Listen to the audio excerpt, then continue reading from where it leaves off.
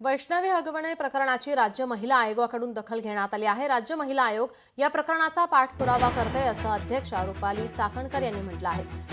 कुणालाही पाठीशी घालण्यात येणार नाही, आरोपींवर कडक कारवाई होईल असं रुपाली चाकणकर यांनी म्हटलं आहे।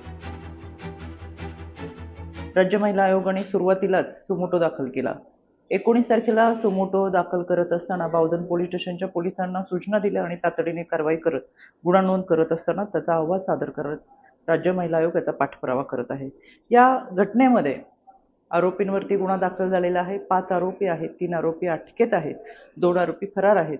फरार आरोपींच्या तपासासाठी स्वतः पोलिसांची टीम, क्राईमची टीम, सायबरची टीम आणि त्याचबरोबर अँटी गुंडा टीम हे यामध्ये आरोपीचा तपास करत आहेत। घटनेचा तपास करत असताना कोणालाही पाठीशी घातलं जाणार नाही, आरोपींवरती कडक कारवाई केली जाईल, याचा राज्य महिला आयोग पाठपुरावा करेल। लोकशाही मराठी ऐका, पहा, जागरूक रहा।